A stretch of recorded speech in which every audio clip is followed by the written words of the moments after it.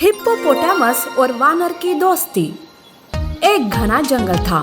जंगल में सारे जानवर मिलजुल कर रहते थे सिवाय हिप्पो के। जानवर हिप्पो के भारी शरीर को देखकर उसका मजाक उड़ाते थे, उसे अपने साथ मिलने नहीं देते थे। बेचारा हिप्पो अकेले ही जंगल में अपना जीवन गुजार रहा था।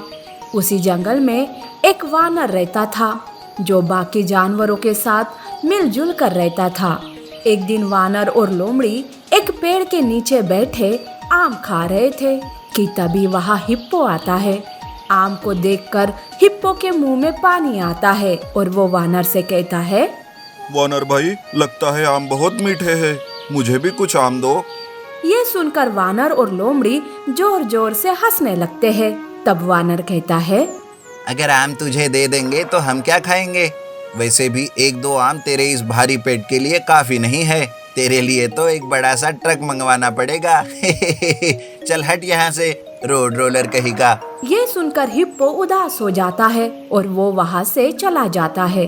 अगले दिन वानर जंगल में घूम रहा था कि तभी उसके ऊपर एक बड़ा सा पेड़ गिर जाता है और वो पेड़ के नीचे दब जाता है।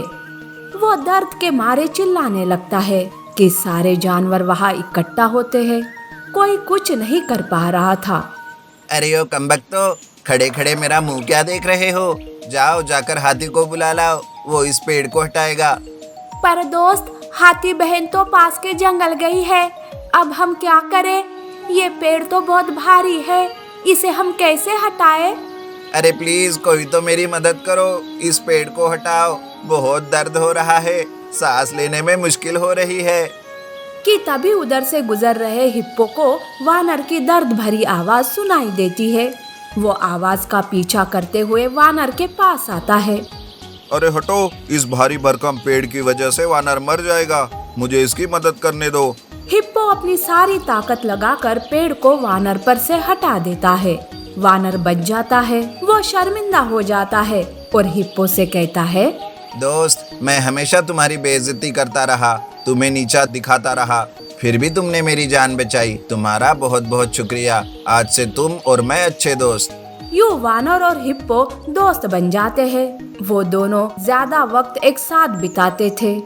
ये देख लोमड़ी जलने लगती है और वो मन ही मन सोचती है, अरे जब से ये हिप्पो वानर का दोस्त बना है, वानर तो बिल्कुल भी मेरी परवाह नहीं कर रहा है। यहाँ तक कि वो अपने फल भी मुझे खाने नहीं दे रहा है।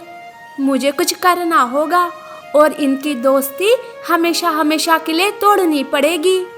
यूं लोमड़ी सोच में पड़ती है कि तभी उसे एक ख्याल आता है। वो वानर के पास जाती है। वानर सो रहा था। ये देख लोमड़ी चुपके से वानर के फल चुरा लेती है और वो वहाँ से चली जाती है।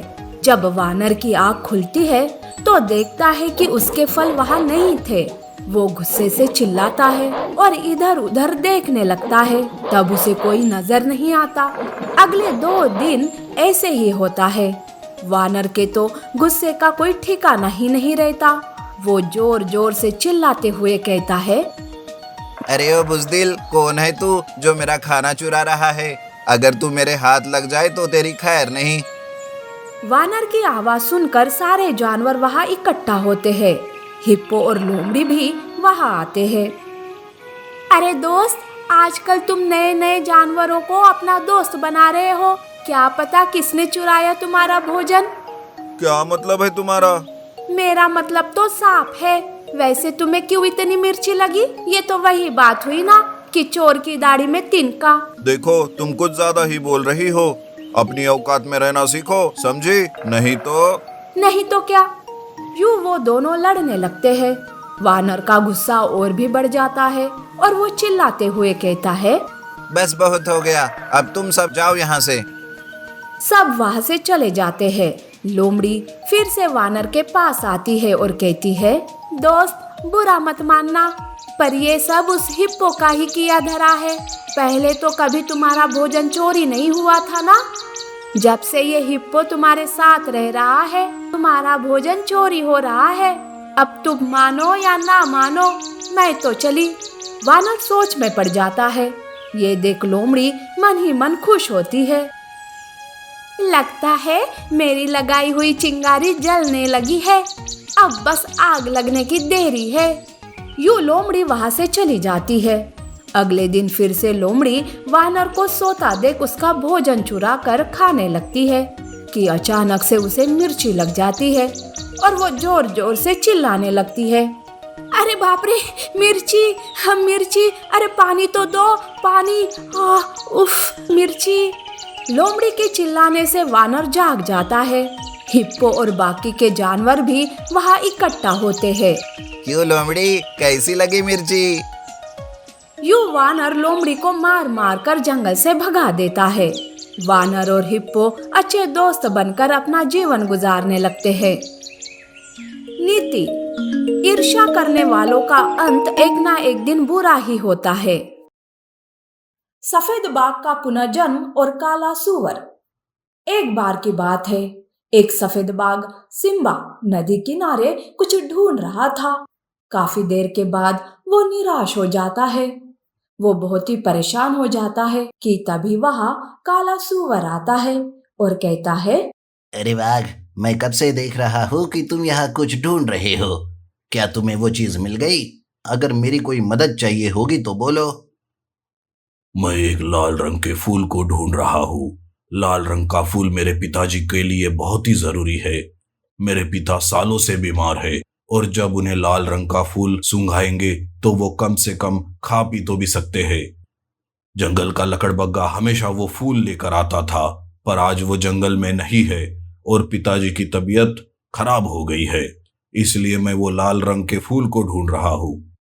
ये सुनते ही काला सूअर सोच में डूब जाता है।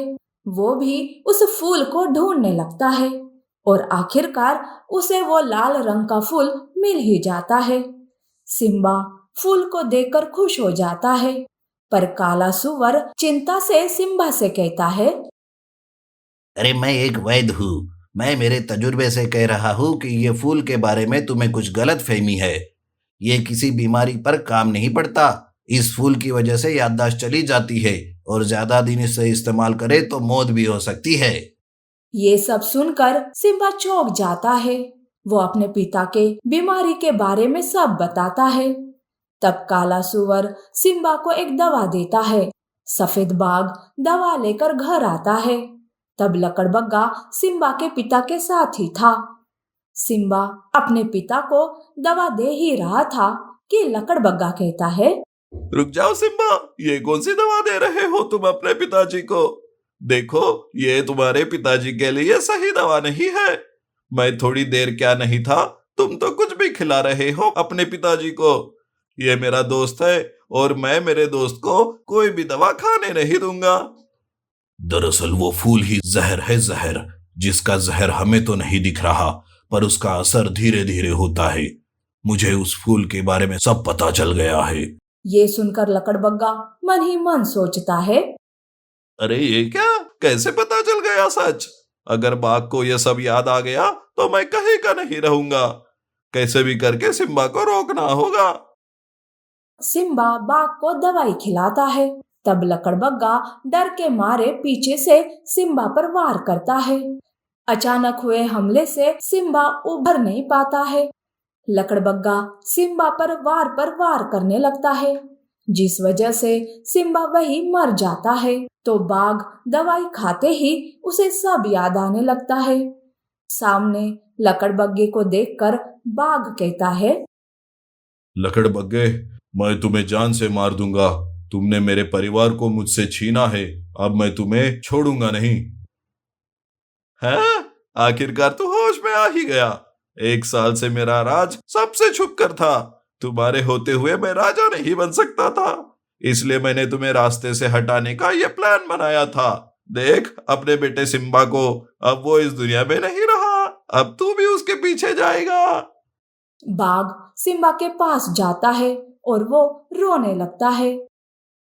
हे भगवान, ये क्या किया तुमने मेरे बेटे के साथ? आज तक मैं होश में नहीं था और जब मैं होश में आया तो ये दिन देखना पड़ रहा है।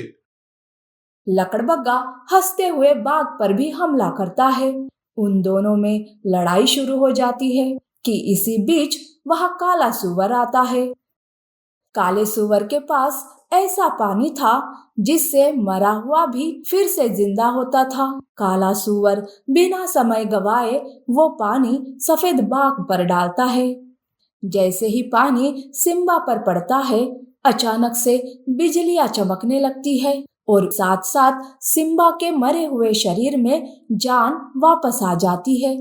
इस तरह से सिम्बा का पुनर्जन्म हो जाता है।